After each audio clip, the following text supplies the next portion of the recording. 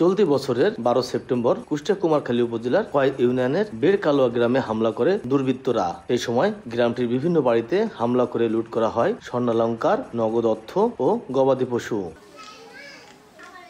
পদ্মা নদী ও তীর দখলকে কেন্দ্র করে দীর্ঘদিন ধরে কয়েক ইউনিয়নের স্থানীয় বকুল মেম্বার গ্রুপ ও হাজী জাহাঙ্গীর গ্রুপের মধ্যে দ্বন্দ্ব চলছে। গত 3 মাসে অন্তত 12টি পাল্টাপাল্টি হামলা হয়েছে ইউনিয়নের রাধা, কালোয়া ও বেড়কালোয়া গ্রামে। এলাকাবাসী বলছেন, দুপক্ষের মধ্যে দ্বন্দ্ব হলেও হামলা হচ্ছে নিরীহ গ্রামবাসীর ওপর। বাড়িঘর ভাঙচুরের পাশাপাশি বাসিন্দাদের সম্পদ লুট করা হচ্ছে।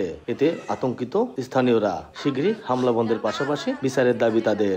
আতঙ্কের মধ্যে আছে, তারা কখন যেন আমাদের উপরে আবার আক্রমণ করে। এরা এমনই একজন সন্ত্রাসী, এরা কিছু মানে না, এরা যেমন তাই করে। সব ভাঙচুর করেছে, সোনা দানা যা টাকা পয়সা সব নিয়েছে। আমি তো কিছু সরাতেও পারি না, আমি রুগী মানুষ। কালোয়ার সোহেল আর বেড়কালোয়ার ইয়ারুল, এই সুলতানপুরের মধ্যেই মানে মাসুম আছে, ফিরোজ আছে, নাজমুল আছে।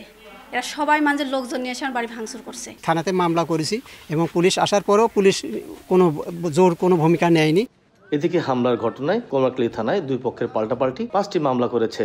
এতে আসামি করা হয়েছে প্রায় 200 গ্রামবাসীকে। এই কারণে প্রায় পুরুষশূন্য 3টি গ্রাম। এ বিষয়ে ব্যবস্থা নিতে পুলিশের গতানুগতিক আশ্বাস।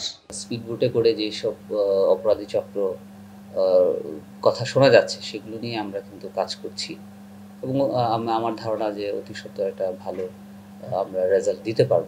পুলিশের তথ্য মতে হামলার ঘটনায় জড়িত থাকার অভিযোগে এখন পর্যন্ত 8 জনকে গ্রেপ্তার করা হয়েছে। এস এম রাশেদ, সময় সংবাদ, কুষ্টিয়া।